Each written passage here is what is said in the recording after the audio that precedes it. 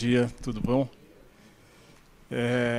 Eu queria começar, vou seguir a ordem diferente do Rodrigo, né? Ele falou como pessoa física, né, apaixonado pelo tema e presidente do IBAMA. Eu vou começar um pouquinho sobre ICMBio, mas depois eu queria focar também numa espécie de depoimento, né?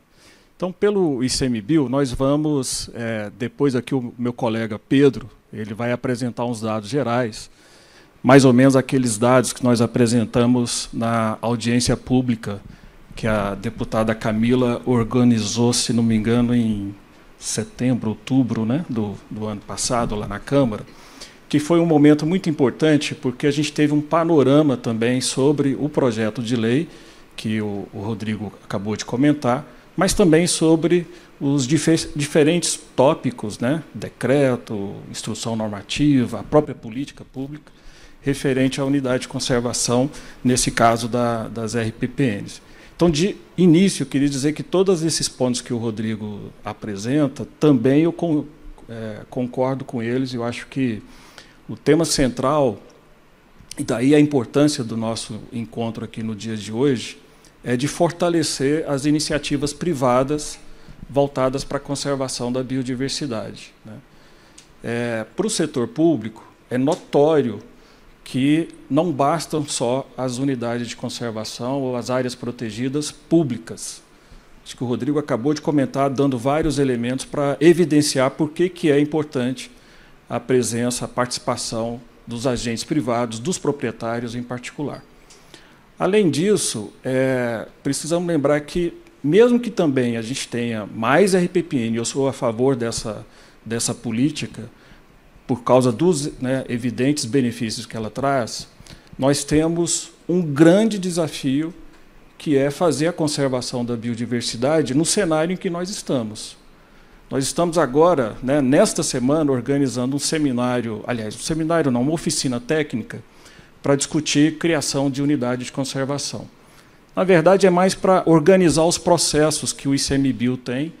Vocês terem ideia, nós temos 219 processos de criação, alguns deles antigos, mais de 10 anos, 15 anos, entendeu? Que, infelizmente, não foram, né, não tivemos capacidade de processá-los a fim de que eles se transformem em unidade de conservação. Então, estamos fazendo essa oficina para discutir. Bom, não dá para fazer tudo ao mesmo tempo. O mandato é algo muito rápido, né? Já passamos 1 ano e 1 mês, né, praticamente, desse mandato. Então, nós precisamos agilizar. A oficina é mais ou menos para organizar e ver o que cada participante, né, da sociedade civil, instituições de pesquisa, próprio poder público, etc., podem contribuir. Então, a gente está vendo muito claro que, assim, é fundamental a gente esforçar, ampliar o engajamento da sociedade. E, para mim, aí me chama muita atenção a iniciativa da RPPN. Sabe? E também concordo totalmente com o que o Rodrigo disse. Eu acho que a gente tem poucos incentivos do poder público para estimular essa política. Isso eu acho que é algo engrandecedor. Inclusive, na proposta, quando eu fiz lá para concorrer à presidência do ICMBio, eu coloquei um desses itens, porque me chama muita atenção. Se a gente quer o engajamento da sociedade e tem um proprietário que se dispõe, né, pegar a sua propriedade, parte dela ou inteira, não importa, e dedicar à conservação da biodiversidade, à conservação dos recursos naturais, puxa, isso a gente precisa estimular, né? Por quê? Porque, mesmo que a gente avance, nós temos a intenção de seguir a meta, né, da meta de Aichi, de ampliar as nossas áreas protegidas, mas a gente não vai fazer isso se não houver também o engajamento dessas entidades. Então, eu queria dizer o seguinte, que do ponto do ICMBio, nós estamos totalmente alinhados, interessados em avançar na consolidação das RPPNs que nós temos, e também na ampliação do número de áreas em número de hectares. A gente sabe das dificuldades, já tivemos oportunidade de conversar, mas aqui na abertura eu queria interromper nesse ponto, porque eu acho que a convergência é absoluta. Mas aí eu queria, então, entrar no outro ponto que eu acho que para mim é muito significativo estar aqui hoje, né? Eu me considero militante da agenda socioambiental, comecei a minha trajetória no Cerrado, né? E, começando essa trajetória no Cerrado, não tem como não fazer uma distinção à Funatura, né? Funatura foi um dos primeiros livros que eu li sobre Cerrado, né? Professor Braulio, e também aquela professora esqueci, era da antiga Sematec, era uma iniciativa da Funatura. E dentro da Funatura não tem como, né, a gente não prestar aqui uma homenagem a Maria Tereza, né, o professor Marc Durejani. Talvez eu tenha tido um dos grandes privilégios da vida, porque eu fui morar em Pirenópolis num período em que os dois também estavam morando lá em Pirenópolis, né? Então, para mim, era uma alegria poder encontrá-los no fim do dia e poder conversar e tratar dos diferentes temas. Isso me marcou muito. E a Maria Tereza tem uma frase que, para mim, era muito, muito forte, né?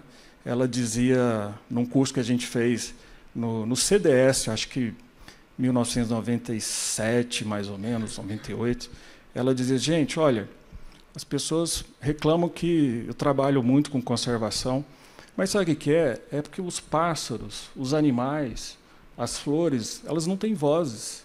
A gente tem que ser a voz da conservação, a gente tem que ser a voz dessas espécies, né? E é uma frase que eu guardo, né? Que eu guardo até hoje, porque eu acho que ela expressa a dedicação, né? Dela, né? Do casal, na verdade, também, dedicação da Funatura e de todos aqueles que se aventuram, né, que dedicam a sua vida a promover a conservação. Eu acho que quem promove a conservação, em certa medida, digamos assim, que ela está abrindo mão do seu, enfim, do seu dia a dia, pensando no futuro, né? Está trabalhando, seja no licenciamento, seja no combate ao desmatamento diretamente, seja lá no Congresso, né, fazendo os enfrentamentos, mas em favor do futuro. E a gente está vendo agora, né, com esse cenário que o Rodrigo acabou de falar, de mudanças climáticas, que parece que o futuro chegou, e chegou muito mais, digamos assim, desafiador do que a gente imaginava. Mudanças que a gente achava que chegariam lá por volta de 2050, estão acontecendo, né? Aconteceram em 2023, estão previstas agora para 2024. Quem imaginaria, por exemplo, a última vez que eu estive aqui no Preve Fogo, né, junto com o Rodrigo, era tratando das ações de combate aos incêndios ao Pantanal. Agora nós estamos, né, em fim de fevereiro e o Pantanal continua, em alguns lugares, né, inclusive de unidade de conservação, continua com incêndio. Entende? Assim, é algo que a gente... Assim, a nossa capacidade está sendo muito testada por uma realidade que a verdade é que ela veio muito mais rápida do que a gente imaginava. Então, acho que esse evento aqui, para mim, ele traz um componente assim emocional muito grande. Eu queria deixar de novo aqui um agradecimento especial, Maria Tereza, porque você formou muitas pessoas e eu me considero um dos beneficiados da sua trajetória, da sua dedicação. Muito obrigado.